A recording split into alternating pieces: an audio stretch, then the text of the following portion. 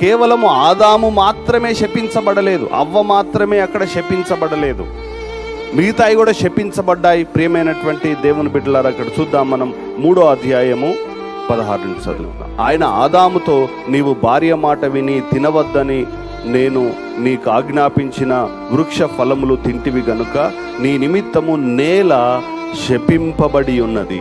చూడండి, భూమి మీదకి ఏమొచ్చింది? ఒక శాపం అనేది వచ్చింది. ఆదాము చేసిన దాన్ని బట్టి ఏమైనా డిజార్డర్ వచ్చేసింది. ఇక్కడ ఆర్డర్ అంతా తప్పిపోయింది. ఏమవుతుంది? ఒక వ్యక్తి, మనం అనుకోవచ్చు ఒకటే, కానీ ఆ ఒక్క వ్యక్తి ఏం చేస్తాడు? మొత్తం ఉన్నటువంటి సిస్టమ్ను, ఉన్నటువంటి ఆ సమాధాన స్థితిని, ఉన్నటువంటి ఆ చక్కటి క్రమాన్ని తప్పిస్తాడు. అందుకే మీ పాపములు ఏం చేశాయట?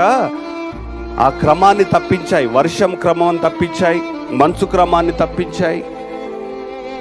కాబట్టి ప్రియమైనటువంటి దేవుని బిడ్డలారా, ఆ సృష్టిలో అంతా ఒక క్రమం ఉండే. ఎప్పుడు? దేవుడు సృష్టించినప్పుడు. ఆదాము పాపము చేయనంత వరకు దాని క్రమం ప్రకారముగా అవి జరుపుకుంటూ పోతా ఉన్నాయి. కానీ ఎప్పుడైతే ఆదాము పాపము చేశాడో ఈ సృష్టి క్రమం అనేది తప్పిపోయింది. ప్రియమైనటువంటి బిడ్డలారా, ఎందుకు? దేవునితో అవి సమాధానము, ఈ సృష్టి కోల్పోయింది. ప్రియ బిడ్డలారా, దేవుని కోపము, దేవుని ఒక ఉగ్రత, దేవునిలో ఒక బాధ, ఆవేదన చేపట్టి ఈ క్రమం అనేది తప్పిపోయింది.